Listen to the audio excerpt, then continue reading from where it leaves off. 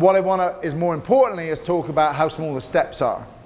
So that's why I want to just cover a little bit of this, show you a couple of videos here as we get going. The thing that I want you to remember is the steps. This is normal. Everybody knows about shaping because you know that you'll have to learn to walk before you can run. What we forget is that it's not about learning to walk before you run. It's about those months of learning to drag yourself up when you're a baby and learning to flip over and then crawl and then drag yourself up the sofa and fall on your diaper. And do all of that stuff. Actually, like takes 10, 12 months to learn how to walk. But we tend to talk about learning to walk before we can run. And I know what we mean, but my experience is we don't do that particularly well. So more simply, it's this process of breaking it down into small, manageable steps or learning blocks, and then reinforcing these one at a time. Common sense for everybody, yeah? Mm-hmm. Easier said than done, because how small are the steps? Yeah. Where do I start? You know, and again, what I said earlier, people go to the problem to fix the problem. Doesn't want to pick his feet up. Well, let's try and pick his feet up. Doesn't want to go in the trailer. Let's try and put him in the trailer. You know, and then that's logical for us as human beings. I get that. But it's not logical for donkeys, horses, and mules. So there are two elements of shaping. Carefully written shaping plan. I'm going to look at why I think you should do this in a moment and give you some reasons. I know it's alien to many people, but it is one of the most powerful tools that you can have. And the second one is, you can't literally write out every single thing you're going to do. You can have your shaping plan, but within the lesson, there are things that the animal will determine. So if we press that button again, what you'll see is that I've added to our picture here these little individual actions. So my step might say, I want to go from 5 seconds to 10 seconds. That's my shaping plan. I've written that down. But within that jump in the actual lesson, I might go to 5 seconds to 7 seconds. I might actually come back down and make it easier. I might go to 9 seconds. Before I get to the 10 seconds. In theory, I could write out, pick the donkey's foot up for 5 seconds, pick it up for 6 seconds, pick it up for 7 seconds. That might be a little bit too anal, even for most people. But it allows the flexibility. People often say, but I don't want a written shaping plan pen because you're taking out all the flexibility and I want to be able to think and it's about feel. It's all still there. It's getting these little tiny steps in. Good. Oh. That's absolutely perfect.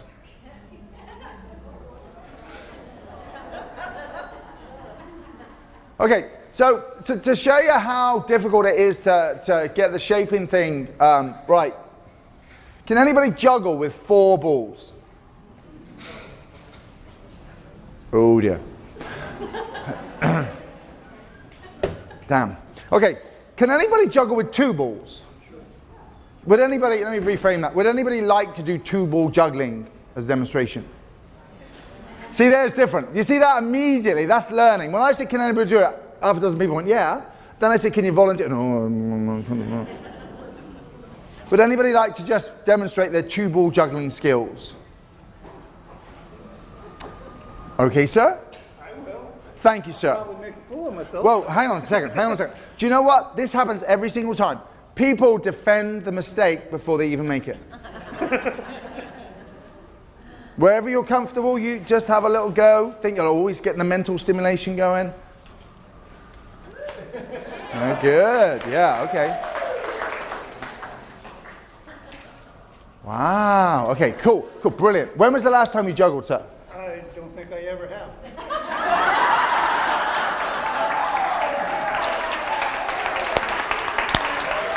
Well, then I'm even more impressed you volunteered to do that. That's amazing. But can you all see how he got better? I'm just going to check. Alan, got better? Yep. Second time, okay. Third time it's getting more fluid. Okay, cool, good. Now you're throwing from your right hand to your left. What would happen if you threw from your left hand to your right?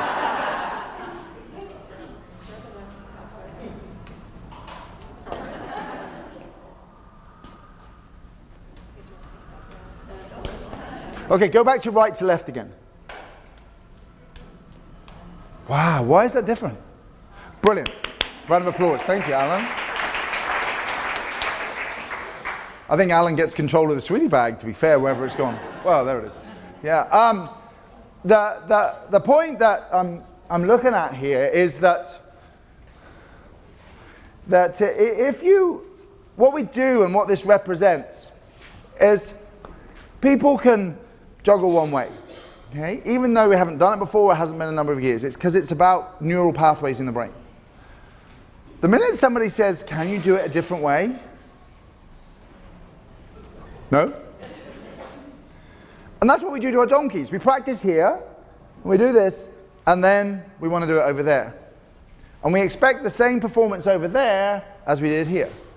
I did the water stuff in the round pen, but now I want to go to the mountains and expect the same performance that I had in the round pen in the mountains. This is the second part of your plan. The first part of any plan is doing it in one place with one person, one situation. When the animal has that neural pathway and they've learned how to do that in one place with one person, you then start to generalize and say, well, can we do it over there? Can we do it here? Can we do it there? But we expect the behavior to change when we ask for a new criteria. Different person, different weather conditions, different environment, different location, different time of day. But we don't think like that. As humans, we think, well, if you can do it here, you can do it everywhere. That's not how learning takes place. So, in the absence of anybody can willingly volunteer with juggle with 4 balls, what I'd like to do is for you to teach me to juggle with 4 balls.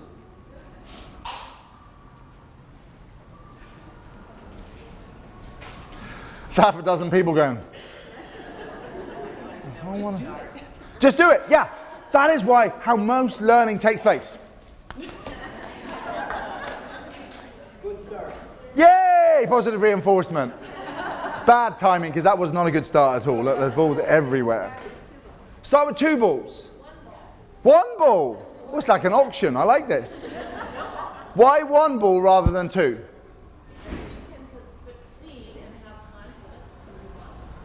Yes! So why would I go to the trailer to learn how to trailer? That's my point. If you want to learn to juggle, let's start with 1 ball. Here we go. Are you ready? 1 ball juggling.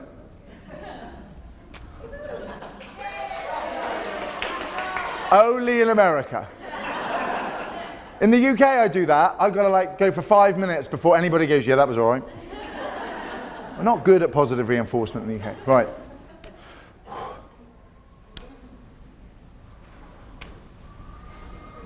I think I'm getting pretty good at this. Okay. What's my next step?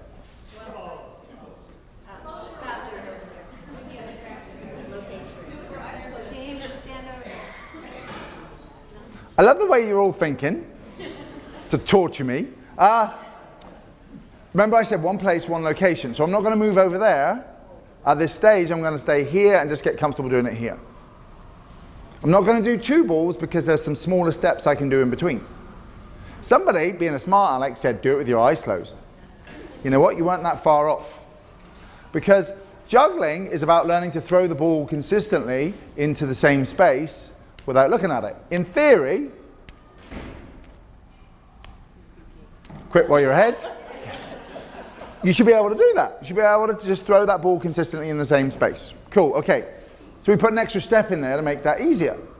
I'm not looking at the ball is a really important step because otherwise it's not going to work. So I've got to be able to just consistently do that. So my next step might be 2 balls. Yep, I'm going to help you out there. 2 balls. Ready? Here you go. This is what's going to happen.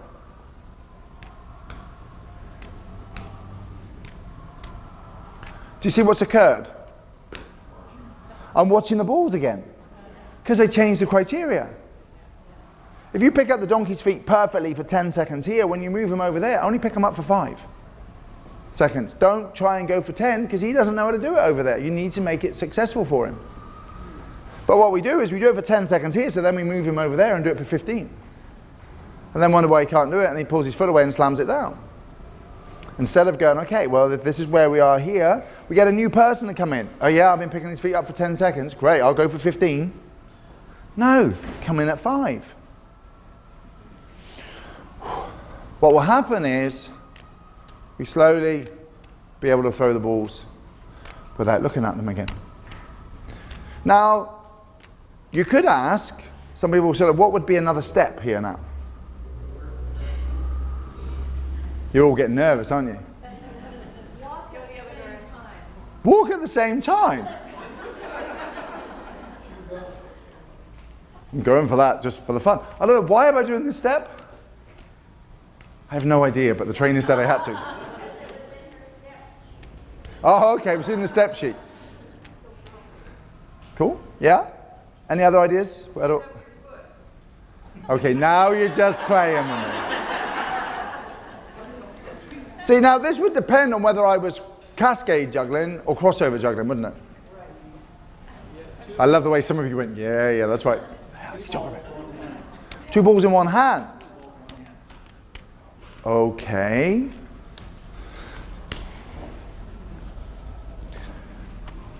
Three ball juggling, here we go. You don't get this on every clinic, you know? How am I doing? Oh, aren't you critical all of a sudden, eh? Well, that positivity went when we got a little bit more technical. Why might I be deliberately, and I think you know the answer, sir, so yeah, shout it out. Why am I, no, you can shout it out, that's good. I don't mind you having the answer, because I certainly don't. The point is when you juggle with 3 balls, you're going to stop with 2 balls in one hand. So why wouldn't I practice that?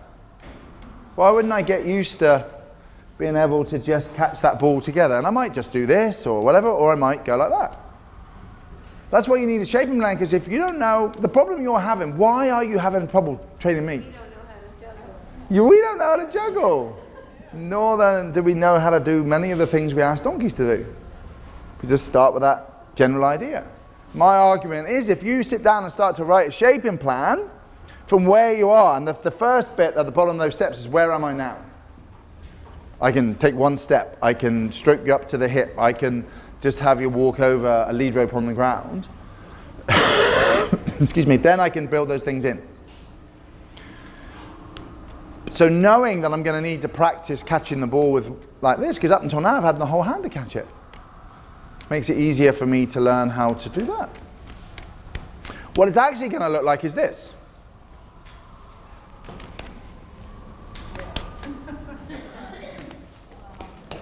Oh, damn, can't believe it. Oh, I'm rubbish at this.